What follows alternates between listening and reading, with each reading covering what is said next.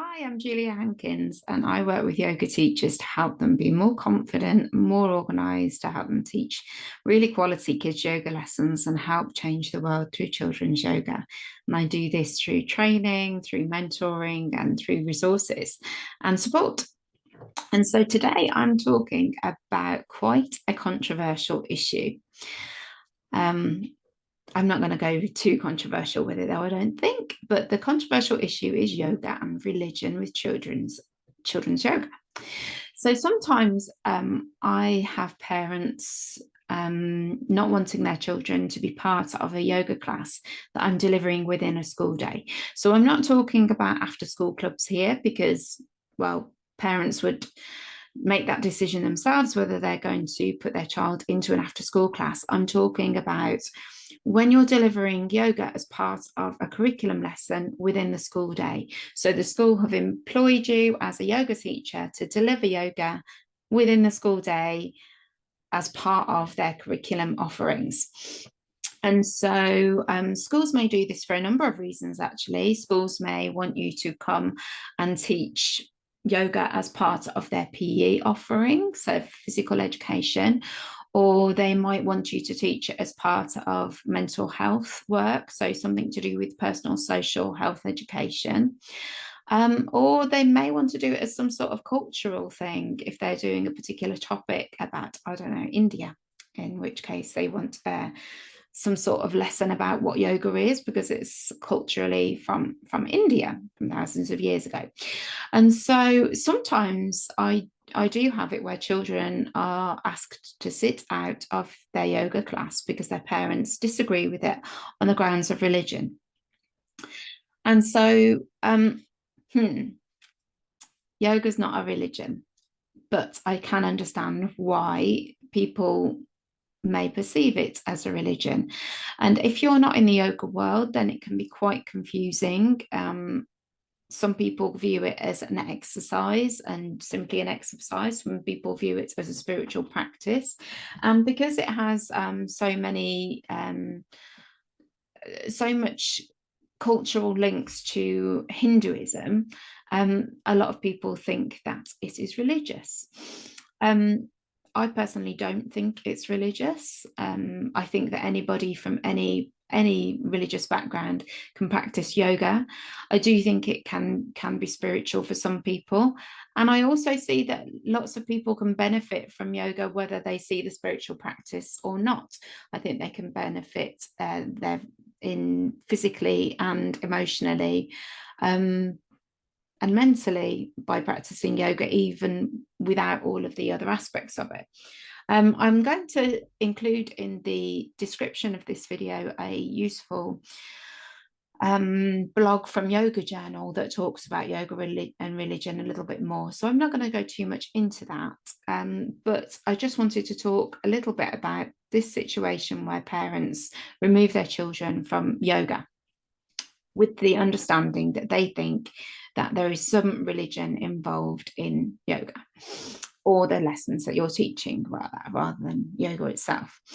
So my first thing that I'd like to say about this is how important communication is. So communication between you and the school and communication between you and the parents about what it is that you're delivering within your classes.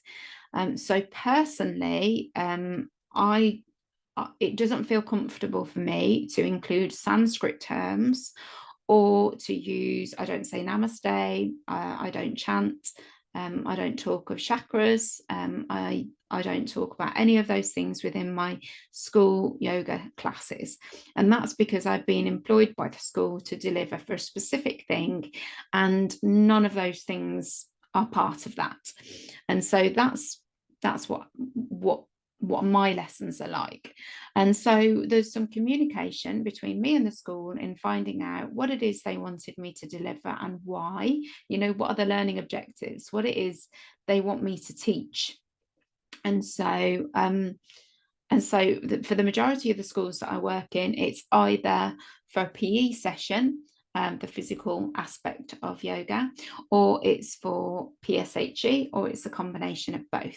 And so it's really important that you communicate clearly with the school what it is that they want you to deliver, and also clear that it's really important that you communicate clearly what it is that you're going to deliver. And so sometimes when I've had children asking to sit out of yoga because of religious beliefs, it's been a simple matter of me sharing a letter about my lessons, about what's included, what isn't included. And I share that with the school, and the school shares it with the parents. And so if you're interested in that letter, it's part of my editable bundle, so my documents bundle. So if you want that letter, you can get it as part of that set. So I'll pop that link in the video comments too. But yeah, so I explain in the letter very clearly what it is that I deliver in my sessions and what I don't deliver in the sessions, so that the parents can understand a little bit more about the sessions. So that's the first thing, communication. And the second thing I want to talk about here is being flexible. So sometimes the language can be confusing to people, and it can make people believe something that is not really the case. And so, for example, one of my schools who worked with me had me in to deliver yoga as part of it was some of their PE and some of their PSHE, and they really knew that the children were benefiting physically and emotionally and mentally from the sessions, and they didn't want them to miss out because of the word yoga. And so what they did was change the name of the sessions to wellbeing sessions. And so whenever I teach in that school, I don't say this is our yoga lesson, I say this is our wellbeing lesson. And you'll notice that actually the name of my company, Julia Hankins Wellbeing, not Julia Hankins Yoga. And that's partly because I don't just teach yoga, I teach other things, but it's mainly because I use yoga as a tool, as a vehicle for well-being. It's one of the many things that I do. And so we call the sessions well-being sessions, and the poses that I would use that would normally be called yoga poses, I call them mindful movement practices. And I don't make any relation to any yogi words. I mean, I don't anyway within my lessons, because that's just my style. But this was a discussion that I had with the school, and they felt that the most appropriate thing was to kind of rebrand it and rename it so that those children could still benefit, because it was a barrier. And really, we're all about reducing barriers, aren't we? And we're all about helping children to benefit. And so being flexible was a really important thing.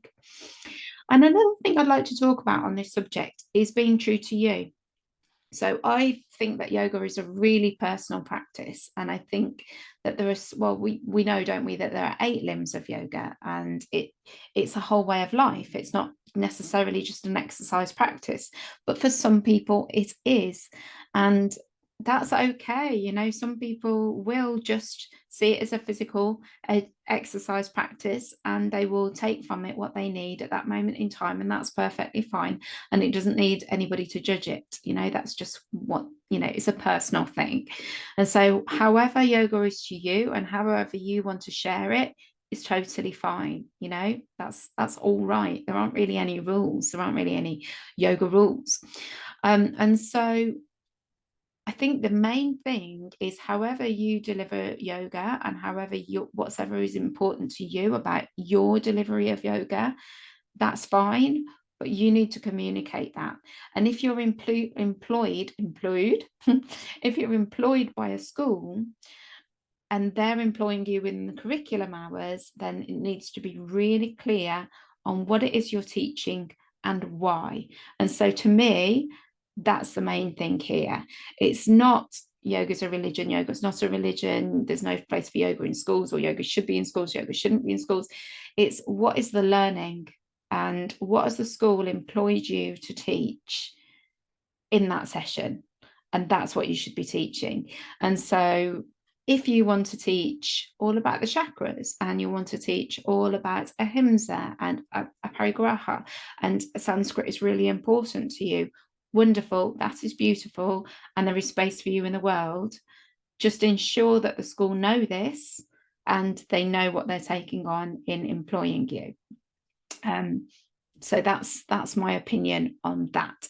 So I'm going to include in the comments section here quite a useful article about the 8 limbs of yoga, and I'm also going to include an article about yoga and religion, and I'm hoping that you'll find this interesting in some way. And yeah, it's controversial. It's controversial. I'd like to hear from you. What do you think? What's your opinion? And the space for all of us to have our opinions. I don't believe there's right or wrong here. And so, yeah, for me, the main thing about yoga and religion is ensuring that I am clear with the school that I'm working at, what it is that I will bring, and that I'm clear on what it is that they want to receive from the lessons with me. And that so communication is key, really. That's all I want to say here is communication is key. So thanks for watching. I would love to know your thoughts on this. If you would like my letter that I sent to parents about my personal lessons, then you can get that in the editable documents bundle. And I'd really love to know your thoughts on this. Thanks very much.